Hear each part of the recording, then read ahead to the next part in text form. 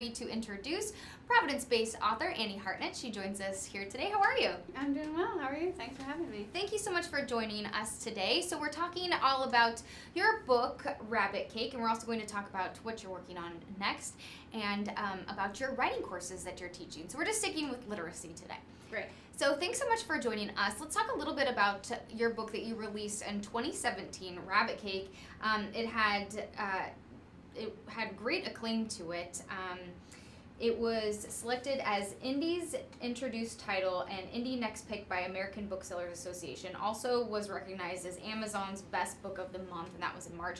Also recognized by People magazine. So talk to us a little bit. You can hold it up too, so people can see. Yeah, here's the. We're talking just a little bit about book jackets and book covers. Talk to us a little bit about this book. I think it really touched a lot of people. Yeah, it's been fun. So it's been out not quite for a year, but almost a year. And so I've heard from a lot of readers, and that's been wonderful. It's my first book, so you never know how it's going to go and what people are going to think about it. So for me, it was a very warm bath, for the first book to come out. And yeah, so the book is about, it's a book about grief, but it's a funny book. Ideally, my ideal reader thinks it's funny. Not everyone thinks it's funny, but it's a book about a 12-year-old girl named Elvis, and her mother drowns at the beginning. She drowns when she's sleepwalking, and so it's about her grieving process and the family's grieving process. But because Elvis she's a little scientific mind, she maps her grief on like a chart. And so she's comforted by facts. So some of the things that we as adults accept are not facts, she interprets as facts. So it's a book for adult readers, even though it's a child narrator. So there's some tension between what we understand and what the narrator doesn't quite understand, and the way that she interprets.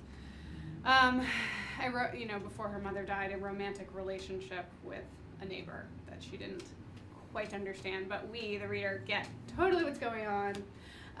So I like child narrators because of that sort of comedic tension, even though it is a sad book at parts, but it's a hopeful book too. So. I like the fact that being able to tell the story through kind of a child, young adult perspective, because, like you mentioned, there is like almost a comedic tension, but you also are approaching something that's really tough to deal with. You almost have like an innocent look, but you have to deal with something that's very, very difficult. Yeah, it's ideally when you're writing any book, you're trying to tell something that is familiar, because you are not going to write the first book ever about that thing, because there's just too many books. So to explore something in a fresh way, so children, they are experiencing everything for the first time. So that's what's great about me writing Elvis, because she's 10 at the beginning of the book, 12 by the time she's telling the book. When she's 10 and her mom drowns, she doesn't know anyone else with a dead mom. So she doesn't have the, if you had someone who died, your friend would say, oh, this is what I went through, this was my experience. She doesn't have that. So she is just exploring her grief as though she's, the first man on the moon. She doesn't have anything to compare it to. So she does some reading about it. She has a guidance counselor who tries to help her, but her guidance counselor is a little bit out to lunch, so. Oh, that's too bad. So we've talked to a lot of local authors on the show, a lot of local writers on the show, just about what it's like being an author in Rhode Island and what it's like as part of this community. And everyone said, it's pretty supportive, and it's interesting to be an author or a writer within this area. You've done a lot of work writing for publications like Salon and Refinery 29, and then this is your first novel. Talk to us just a little bit about what it was like for you to put together Rabbit Cake. Sure. I'm pretty new to Providence. I've only lived here for about a year and a half. Welcome. Thank you. Thanks, glad to be here. So I came down from Boston, and Boston has Grub Street, which I still work for. Grub Street is a huge organization that is, we offer writing classes. And so I've taught there for almost 5 years, and then I moved down here, and so I came from a very tight-knit community, and I do most of my work from home in Providence, so it's taken me a while to find a literary community, find a community, but so I have a couple of colleagues who also live down here, because it is cheaper to live down here, if you didn't know. So from Grub Street, so we have been trying to launch an arm of Grub Street down here, which I will tell you more about in a minute, and that has helped, just so even the idea of it getting me more involved in Providence, because I still go up twice a week to teach a 9-month novel generator program at Grub Street. So, and plenty of people from Providence do drive the 45 minutes up or hour. Yeah, so 45 minutes is a lot. 45 miles, but yeah. never 45 minutes. Yeah, so it's, and you know, writing is a lonely business, so what's really nice about classes is that you have, especially novel writing, because it takes you so long to write a novel. It took me, so I wrote this novel, I started it, I went to the University of Alabama for my MFA, and so I started writing the novel in graduate school. And then I graduated from, so it's set in a fictional town in Alabama, and I came up back to Boston, where I grew up. I grew up in Newton. I shouldn't really say Boston. And then I got a fellowship at the Boston Public Library, and so finished the book during that year. So I had for my first book, a really supportive, kind of cushy environment, being in a workshop. And then for the second book, I'm just kind of alone. And so even though I'm not writing my own book in the classes, it is nice to be with people who just get it every week, who understand, who are going through the same things. So I love teaching the classes. Yeah, so let's talk a little bit about that, and then we'll get to some of the other work that you've done. So Grub Street, and we've talked about Grub Street a little bit on this show, is a really neat organization and program to kind of support and teach writing classes. So talk to us a little bit about what you do, and then Providence kind of kickstarted its Grub Street series. I want to say like last quarter, but it's not really like that. So talk to us a little bit about what you do and what you're teaching, and kind of how that's helping build this kind of writing community within Rhode Island. Sure. So if you don't know anything about Grub Street, other than what I just said before, it's an adult writing center. They do have classes for teens. In Providence, we aren't going to have any classes for teens just yet, but these are 18 plus classes. And so the classes it's not a degree, but they are designed to be as serious as graduate work. So they are rigorous, and so we have classes that for all different genres. I teach the fiction classes down here. Ethan Gilsdorf teaches the nonfiction memoir classes, and then we have Mark Fogarty, who teaches screenwriting. So between the three of us, we're covering a lot of ground. It's nice that all three of us are down here.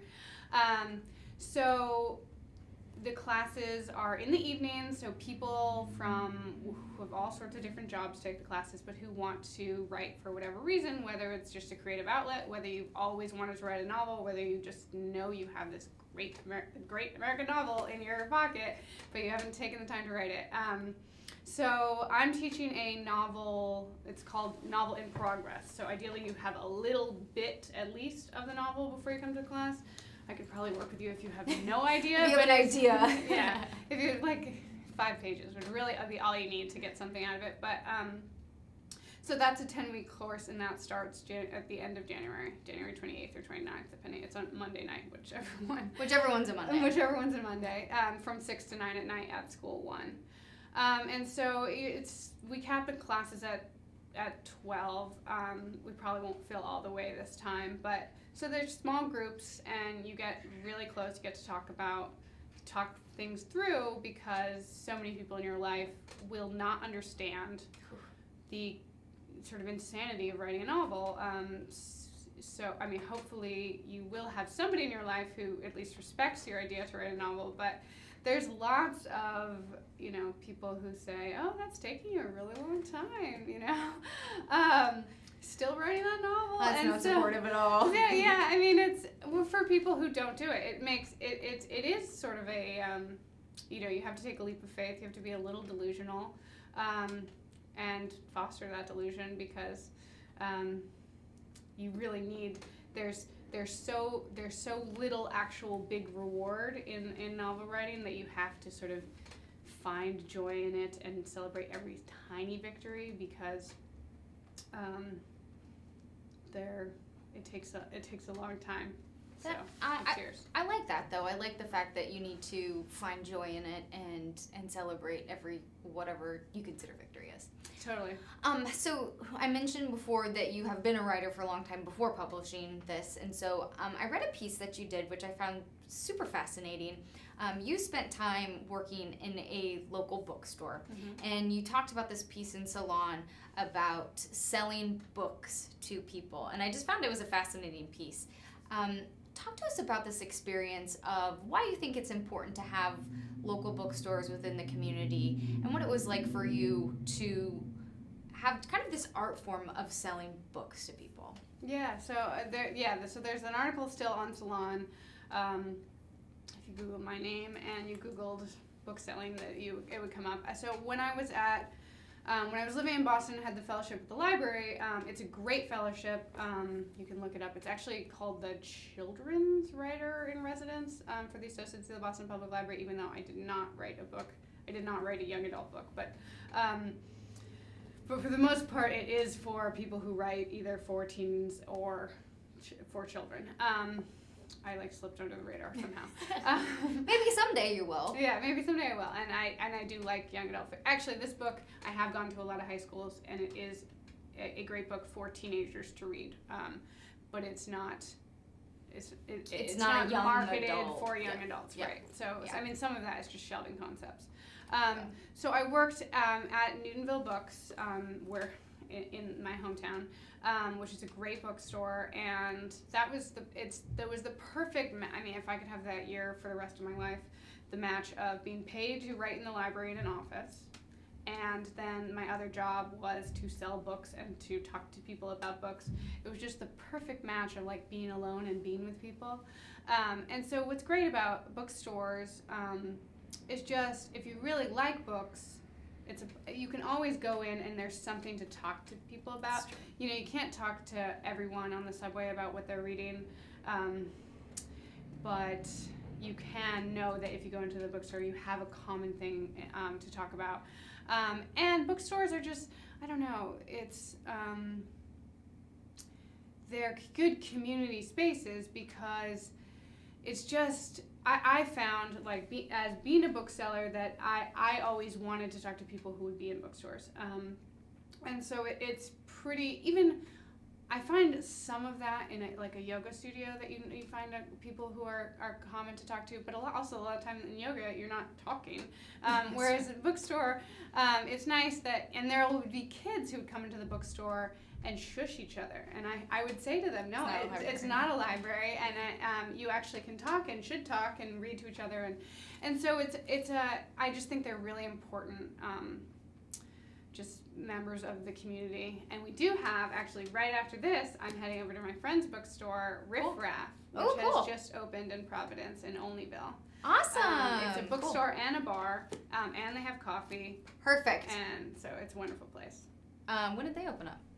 About a month ago. Okay. Well, we're gonna have to get them on. Yeah. Give me their contact. I will. We'll get them on. I have to check that out. Okay. So Rabbit Cake is your first book, but you're working on something next. Tell us about the next novel. So yes, I'm working on the next novel now. So Rabbit Cake is people always call it quirky, and it is a quirky. I mean, it's similar to, people compare it to the Royal Tenenbaums movie. It's like a quirky group family, and so I like that sort of quirky group dynamic, and so the next book is similar to that. It is a quirky family who live in New Hampshire, and the dad is a Ozzy Osbourne type character. He's retired from his metal band, and they live in New Hampshire. Cool. And all these hijinks ensue. And it's also, so my vein is dark comedy. I will probably always write dark comedy. It's my sense of humor. So there's a lot of darkness in, like I said, in Rabbit Cake, but it is ultimately funny. And the next book is also a lot of darkness. Prince of Darkness, Ozzy Osbourne, but very funny, hopefully. Look forward. Do you have maybe a date that people can expect, or we'll wait to have you back when you release it? Yeah, so it's probably, I'm not quite done with it, and we haven't sold it yet. Okay. So I'm hoping that my agent will be able to sell it sometime in the spring, and Okay. then it takes 18 months from once you sell it to all the things that it has to go through before it's actually a book.